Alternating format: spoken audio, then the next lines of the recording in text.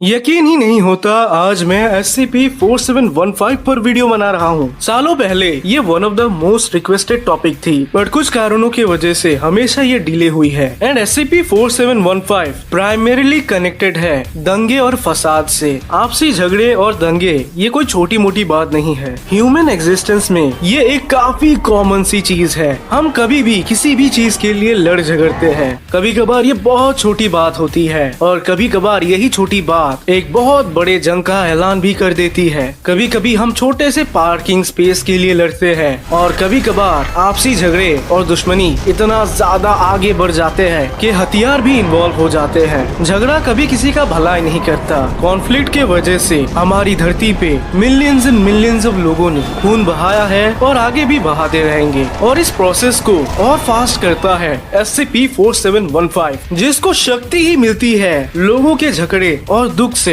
ये SCP सदियों से लोगों में दुश्मनी लगाकर खुद को और स्ट्रॉन्ग बनाता है। इसीलिए इसे बुलाया जाता है डीमन बॉर्न ऑफ वॉर या फिर SCP-4715। एनालाइज कर फाउंडेशन के रिसर्चर्स ने ये पाया कि ये क्रिएचर के बॉडी में कई सारे एनिमल्स के DNA पाए गए हैं। एंड नॉट ओनली एनिमल्स बल्कि SCP के DNA भी इसके अंदर मौजूद है। यानी कि डेफिनेटली ये एवोल्यूशन का एक लौता अजीब सा नमूना है जो कि सालों के प्रोसेस में ऐसा बन गया। ऐसा पाया गया है कि SCP-4715 इंसानों को हंट करने में काफी ज्यादा एंजॉय करता है। वो कभी भी किसी भी एनिमल को हंट नहीं करता, यानी कि उसका मोटिव सिर्फ ह्यूमन है। साथ ही साथ ये SCP काफी ज्यादा इंटेलिजेंट भी है। ये दूर से ही लोगों के अंदर के इमोशन को समझ जाता है और यहीं पर आता है इसका सबसे डेंजरस पावर, लोगों के गुस्से से खुद की शक्ति बढ़ाना।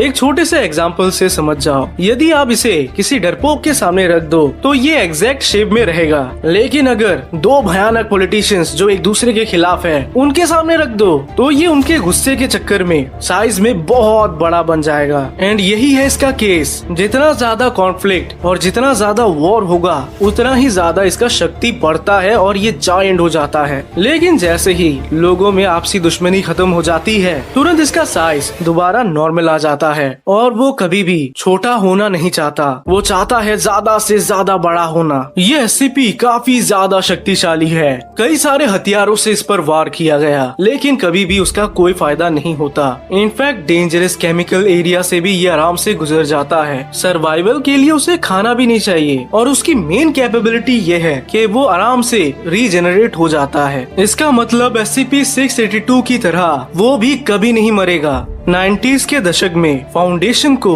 पहली बार SCP-4715 के बारे में पता चला जब इस्तांबुल में एक केव के अंदर उन्हें कई सारे पेंटिंग्स मिलते हैं, जहां पर इन पेंटिंग्स में ये डिपिक्ट किया गया है कि राजाओं के जंग में अचानक से प्रकट होता है SCP-4715 जो दोनों तरफ के सेना को बुरी तरह से मारता है। फाउंडेशन को SCP-4715 के एग्जिस्ट होने के मल्टीपल प्रूफ्स मिलते हैं जो कि स्टोन एज के टाइम से ही एग्जिस्ट करते आ रहे हैं। और इससे तो यही लगता है कि SCP-4715 सिर्फ एक नहीं बल्कि इसका पूरा स्पीशी है, यानी कि ये बहुत सारे हो सकते हैं। इससे फाउंडेशन क्लियर हो जाते हैं कि SCP-4715 सालों से कई सारे बड़े बड़े इवेंट्स जैसे कि वॉर एंड कॉन्फ्लिक्ट में अपना भी योगदान दिए हैं। 2009 में अचानक एक कपल जंगल के अंदर पाते हैं एक अजीब सा टनल। उन्होंने रिसर्चर को बताया कि वो टनल कोई बंकर जैसा लग रहा था।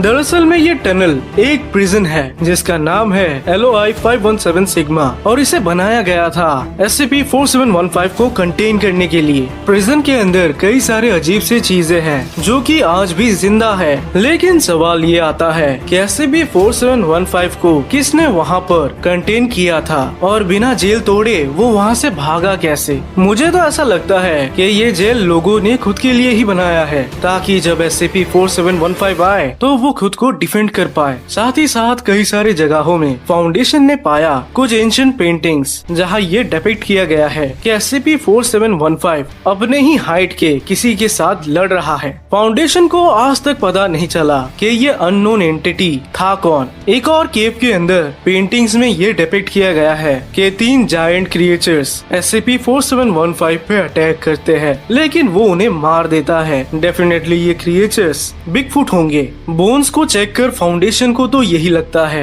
कि ये वही बिगफुट है, यानी कि SCP-1000। खैर SCP-4715 को लेकर ये सारे डाउट्स ऐसे ही खत्म नहीं हो सकते। अगर किसी दिन वो हमारे भाषा में हमारे साथ बात करे तो ही ये कॉन्फ्लिक्ट रिजॉल्व हो सकती है, लेकिन कॉन्फ्लिक्ट रिजॉल्व करना तो वो चाहता ही नहीं है, क्योंकि कॉन्फ्लिक्ट से ही तो उसको शक्ति मिलती है।